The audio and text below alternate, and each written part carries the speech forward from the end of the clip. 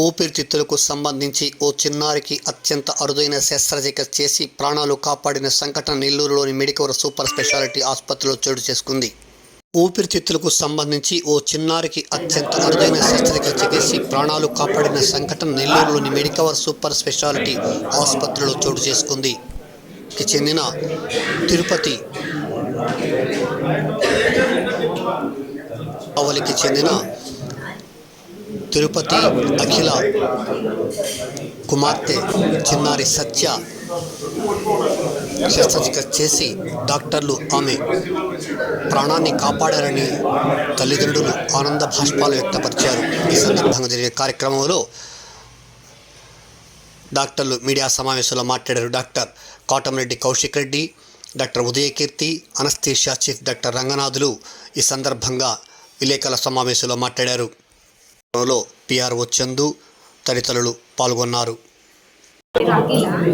మాది వచ్చేసి కావలి మండలం, నెల్లూరు జిల్లా, జలబింకి మండలం, కట్టుపల్లి గ్రామం నుండి. పాపకి ఒక 10 రోజుల నుంచి బాగాలేదు, కానీ మేమైతే మామూలు కడుపులో నొప్పి అనుకున్నాము. అలా అని ముందు అక్కడ కావలో చూపించాము, కానీ ఇక్కడ కుదరదు అన్నారు. మళ్ళీ నెల్లూరుకి వచ్చాము, ఒక 4 హాస్పిటల్ తిరిగాము, కానీ పాప మాత్రం బతుకదు. అమ్మాయికి నెమ్ము ఎక్కువ అయిపోయింది, అంటే ఒక సైడు ఊపిరితిత్తు లేదు అని చెప్పారు. మేమైతే చాలా ఇది పడ్డాము.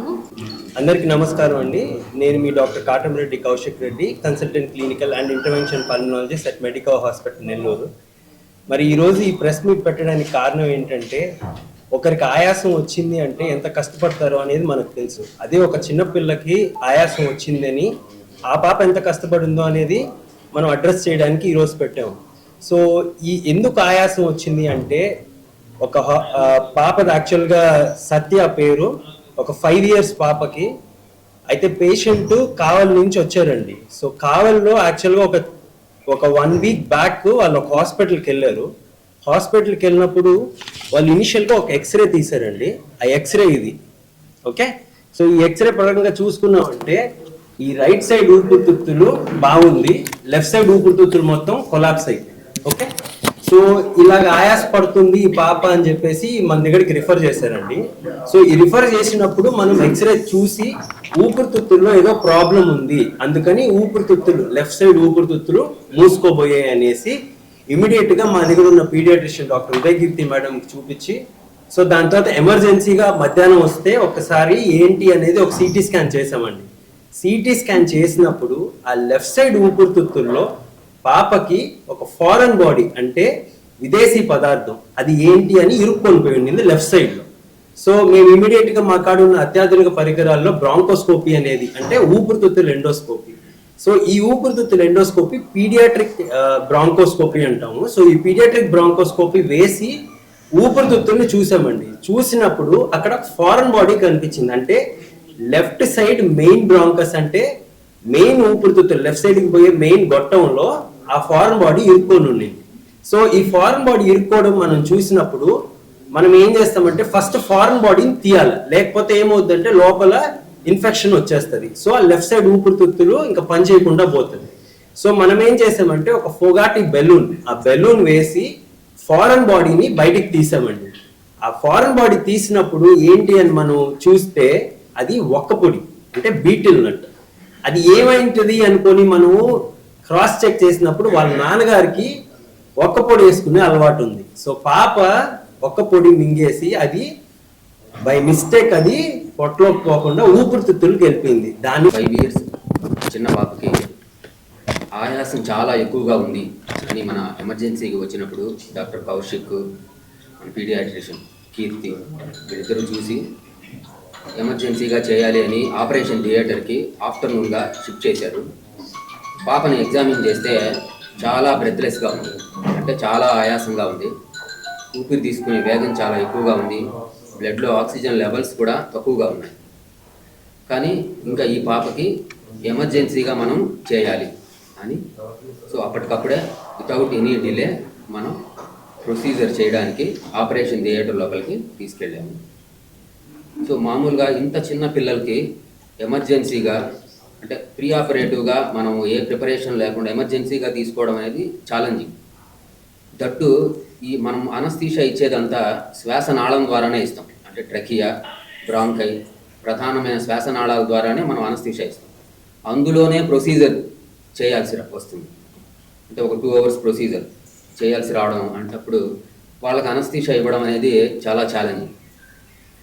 సో కానీ మనము మన హాస్పిటల్లో మనకు ఉండేటటువంటి high class, world class equipment వల్ల anaesthesia work stations, so ventilators, other equipment, bronchoscopes ఇవన్నీ ఉండడం వల్ల సక్సెస్ఫుల్గా ఏ ప్రాబ్లము లేకుండా ఈ పాపకి ప్రధానమైన శ్వాసనాళంలో ఉండే ఫారిన్ బాడీ, అంటే ఆర్గానిక్ ఫారిన్ బాడీ అంటాం, అంటే foreign body which is related to food. So దాన్ని మనం సక్సెస్ఫుల్గా రిమూవ్ చేయగలిగాము. ఆపరేషన్ అయిన తర్వాత కూడా ఈ పాపని ఒక 12 to 54 hours ఐసీయూలోనే పెట్టుకున్నాము. ఐసీయూలో కూడా బాగా కేర్ ఇచ్చి సక్సెస్ఫుల్గా ఆ పాపకి డిశ్చార్జ్ చేయగలిగాము.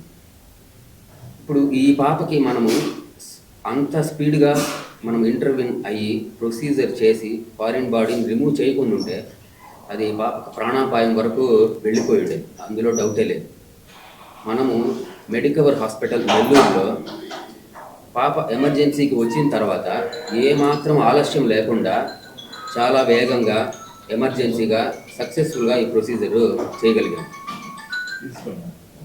అంతేకాకుండా మనం ఈ హాస్పిటల్లో వీళ్ళ యొక్క ఫైనాన్షియల్ స్టేటస్ని కూడా దృష్టిలో పెట్టుకొని వీళ్ళకి ఛార్జెస్ అన్నీ కూడా తక్కువలో మనం చేసాము. ఇలాంటివి చేయాలి అంటే యూజువల్గా పెద్ద సిటీస్కి వెళ్ళాలి, చాలా కాస్ట్తో కూడుకున్నది. కానీ మనం ఇక్కడ వాళ్ళ ఫైనాన్షియల్ స్టేటస్ని దృష్టిలో పెట్టుకొని మనం చాలా తక్కువగా వాళ్ళకి అఫోర్డబుల్ ప్రైస్లోనే మనం సక్సెస్ఫుల్గా చేసాము. So hospital Medicover hospital Nellore. నమస్తే అండి, నేను paediatrician doctor Uday Keerthi from Medicover hospital Nellore. ఇందాక సార్ ఎక్స్ప్లెయిన్ చేశారు ఆల్రెడీ ఆ బేబీ గురించి, what all she has gone through, ఎందుకు ఆ సిచ్యువేషన్ వచ్చింది అని. సో నేను మెయిన్గా పీడియాట్రిక్ ఏజ్ గ్రూప్లో ఫారిన్ బాడీ యాస్పిరేషన్ అనేది ఎంత ఇంపార్టెంట్, ఎందుకు అంత అర్లీగా ఇంటర్వ్యూన్ అవ్వాలి అనేది చెప్తాను. సో ఇది ఆల్మోస్ట్ ఈ పాప డయాగ్నోస్ అయ్యేటప్పటికి it was 2 weeks. So 2 weeks నుంచి పాప కంప్లైంట్స్ ఉన్నాయి. సో యాస్పిరేషన్ అనేది ఎప్పుడో 2 వారాల క్రితం జరిగింది.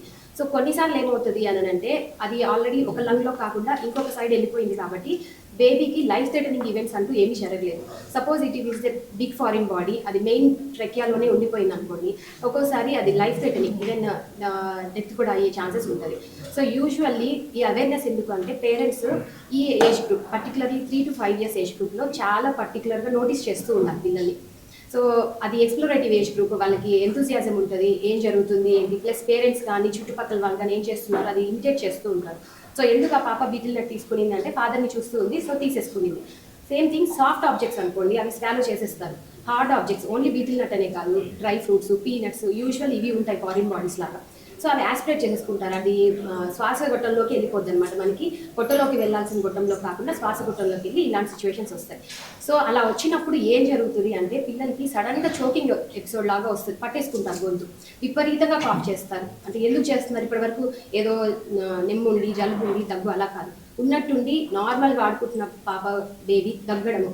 సో ఇలాంటివి ఐడెంటిఫై చేసుకోవాలి, పేరెంట్స్ గమనించుకుంటూ ఉండాలి.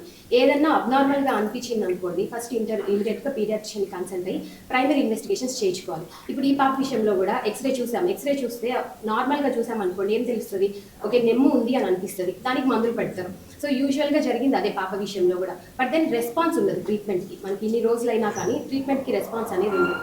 సో ఓన్లీ 1 ఇన్వెస్టిగేషనే మనకి దీన్ని గైడ్ చేస్తుంది, ఏంటి అంటే బ్రాంకోస్కోపీ.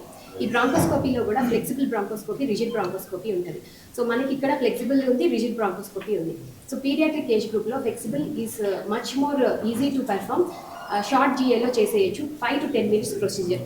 సో ఇలాంటివి అంటే అర్లీగా ఇంటర్వ్యూ చేయడం వల్ల ఏమవుతుందంటే ఇది చూడండి లంగ్ ఎక్స్పాన్షన్ నార్మల్గా వచ్చేసింది, ఒక్కోసారి కొన్నిసార్లు మంత్స్ కూడా అయిపోతుంది. సో వన్స్ డ్యామేజ్ అయిపోతే ఆ లంగ్ని కొలాప్స్ అయిపోతే రీఇన్ఫ్లేట్ చేయడం అది కష్టం అవుతుంది. So just for the awareness purpose parents be careful about children particularly this age group. So మీకు ఏదైనా అబ్నార్మల్గా సైన్స్ ఉన్నాయి అని అంటే నెగ్లెక్ట్ చేయకుండా ఇమీడియట్గా కన్సల్ట్ అయ్యి అప్రోచ్ అవ్వాలి. Thank you. అడల్ట్స్లో ఫారిన్ బాడీ తీయడం ఆ స్కోప్ ఆ ఎక్విప్మెంట్ అంతా డిఫరెంట్ ఉంటుంది. పీడియాట్రిక్కి అంత సన్న విన్ పైప్లో నుంచి వెళ్ళాలి అని అంటే వెరీ పర్టికులర్, దానికి సైజ్ ఎక్విప్మెంట్స్ అవన్నీ they are available at Medicover. So అందుకని మనము ఈవెన్ ఎంత ఏజ్ గ్రూప్ అంటే అరౌండ్ ఇన్ఫాంటైల్ ఏజ్ నుంచి కూడా ఈ ఫారిన్ బాడీస్ కాదు ఏదైనా ప్రొసీజర్స్ మనం ఇక్కడ చేయగలుగుతున్నాం. ఎందుకు లేదు